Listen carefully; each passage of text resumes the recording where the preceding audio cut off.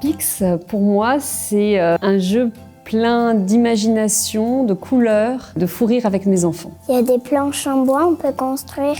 Et ça, c'est un peu en plastique, mais je sais pas comment ça s'appelle, cette matière. Du silicone.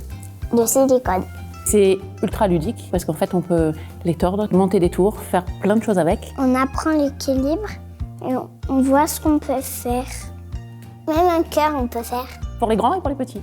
On est effectivement avec des cartes qui sont ludiques et de suite, dès qu'on le voit, on a envie de jouer, on le prend très très rapidement en main. Ça laisse place à un imaginaire incroyable en fait. Ça libère la créativité des enfants. L'avantage effectivement aussi des cartes, on peut les télécharger sur le site et ça c'est génial. Comme ça.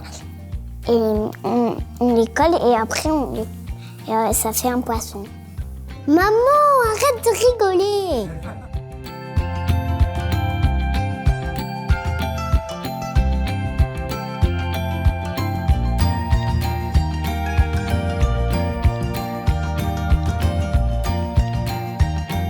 Ce que je trouve intéressant, c'est vraiment le mélange des matières, le côté naturel du bois et le côté silicone avec les différentes couleurs. Et j'ai vu que ça l'a vraiment aidé en jouant avec ce jeu à développer sa motricité fine. En fait, ce qu'elle aime, c'est toucher les cônes, toucher les planches et au fur et à mesure, elle ne se rend pas compte, mais elle passe du temps et elle se concentre pour poser le cône, poser la planche.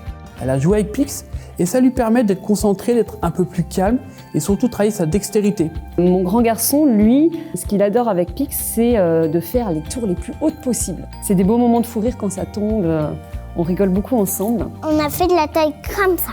Non, moi comme ça. Oui, mais t'es grande. En fait, elle était jusqu'au plafond, je veux dire. Non, je rigole, bien sûr. Mais jusqu'au plafond, là. Elle était jusqu'à là. Elle était jusque là, mais après, elle était tombée.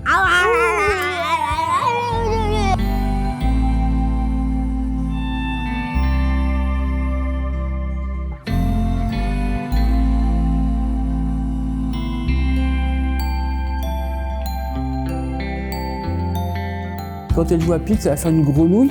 Et puis après, elle va parler à la grenouille, elle va effectivement s'inventer un petit univers de jeu, en fait, comme des figurines. Et ce qui est bien, c'est qu'on la sent en fait se concentrer, se captiver, et elle arrive à créer ce qu'elle a envie elle-même. Je me sens libre de penser à ce que je peux faire. Il n'y a pas de limite. On peut faire ce qu'on veut. Tu vois, ils sont complètement dans leur bulle. Et on voit comme ça réfléchit dans tous les sens. Et ils se disent, mais attends, qu'est-ce que je vais pouvoir mettre ? C'est vrai que ça permet de développer la concentration, de développer l'imaginaire.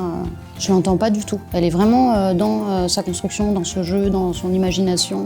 C'est développer le côté attention de l'enfant. Parce qu'il est obligé de se concentrer pour pouvoir positionner le bon petit bout de silicone sur la bonne planche et de voir comment ça s'ajuste et puis de pouvoir réadapter si ça va pas. Ce qui est chouette, c'est qu'elle progresse sans cesse. Et ce jeu, ça permet ça aussi. Donc je trouve que pour l'estime de soi aussi, c'est facilitateur, quoi. Et l'objectif, quand on a un jeu, moi je vois par rapport à nous, peu importe le jeu, c'est qu'elle se régale, qu'elle s'amuse et de la voir sourire et de la voir jouer. C'est ça le plus important pour moi, c'est qu'elle soit heureuse. Je ne demande pas plus, quoi.